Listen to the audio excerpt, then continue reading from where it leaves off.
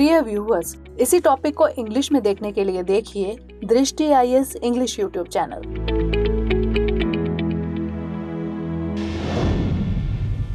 नमस्कार, दृष्टि IAS के टू द पॉइंट प्रोग्राम में आपका स्वागत है। आज हम बात करेंगे सुर्खियों में T+1 सेटलमेंट सिस्टम के बारे में। सबसे पहले जान लेते हैं कि यह चर्चा में क्यों है। हाल ही में पूंजी बाजार नियामक सेबी ने वैकल्पिक आधार पर शेयर लेन देन को पूरा करने के लिए T+1 यानी ट्रांजैक्शन प्लस 1 सेटलमेंट सिस्टम की शुरुआत की है। यह नया फ्रेमवर्क 1 जनवरी 2022 से वैकल्पिक रूप से लागू होगा। अब समझ लेते हैं कि T+1 सेटलमेंट सिस्टम क्या है। इसमें व्यापार का सेटलमेंट 1 कार्य दिवस में होता है और निवेशक को अगले दिन पैसा मिल जाता है। T+1 में शिफ्ट होने के लिए बाजार सहभागियों द्वारा बड़े परिचालन या तकनीकी परिवर्तनों की जरूरत नहीं होगी। कोई स्टॉक एक्सचेंज कम से कम 1 महीने की अग्रिम सूचना देने के बाद T+1 सेटलमेंट सिस्टम की पेशकश करने का विकल्प चुन सकता है। किसी स्क्रिप्ट के लिए T+1 सेटलमेंट सिस्टम चुनने के बाद स्टॉक एक्सचेंज को अनिवार्य रूप से न्यूनतम 6 महीने की अवधि के लिए इसे जारी रखना होगा। इसके बाद यदि कोई stock exchange T+2 settlement system पर वापस जाने का इरादा रखता है तो वह बाजार को 1 महीने का अग्रिम नोटिस देकर ऐसा कर सकता है। मार्केट इंफ्रास्ट्रक्चर इंस्टीट्यूशंस जैसे स्टॉक एक्सचेंज, क्लियरिंग कॉरपोरेशन और डिपॉजिटरी के साथ चर्चा के आधार पर स्टॉक एक्सचेंजों को T+1 सेटलमेंट सिस्टम को शुरू करने का निर्णय लिया गया है।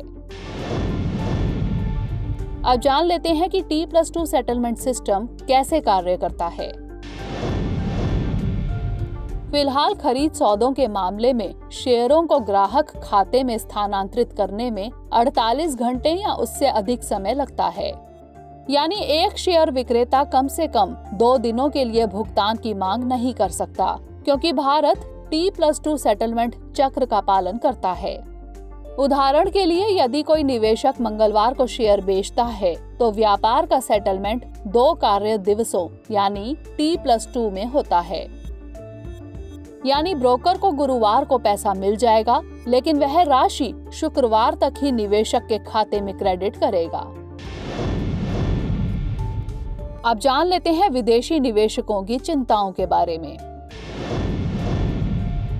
Asia securities industry and financial markets association यानी ASIFMA ने नए सेटलमेंट सिस्टम पर चिंता व्यक्त की है। विदेशी निवेशकों ने सेबी और वित्त मंत्रालय को परिचालन संबंधी मुद्दों से भी अवगत कराया है। विभिन्न भौगोलिक क्षेत्रों से संचालन करते अलग टाइम जोन, सूचना प्रवाह प्रक्रिया और विदेशी मुद्रा से संबंधित समस्याओं का सामना करना पड़ेगा। विदेशी निवेशकों को T+1 प्रणाली के तहत दिन के अंत में डॉलर के संदर्भ में अपने नेट इंडिया एक्सपोजर को हेज करना भी मुश्किल होगा। अब नोट कर लेते हैं आज का अभ्यास प्रश्न। निम्नलिखित कथनों पर विचार कीजिए। 1. नया फ्रेमवर्क 1 जनवरी 2022 से अनिवार्य रूप में लागू होगा। 2. T+1 सेटलमेंट सिस्टम में ट्रेड का सेटलमेंट 1 कार्य दिवस में होता है। 3. अप्रैल 2003 में स्टॉक एक्सचेंजों ने T+3 सेटलमेंट सिस्टम शुरू किया। उपर्युक्त में से कौन सा या से कथन सत्य है या फिर है? केवल 1 और 2, केवल 2, केवल 1 और 3 या फिर 1, 2 और 3? इसका उत्तर हमें कमेंट सेक्शन में जरूर भेजिएगा। अगले सेशन में किसी नए टॉपिक के साथ मिलेंगे। तब तक के लिए धन्यवाद।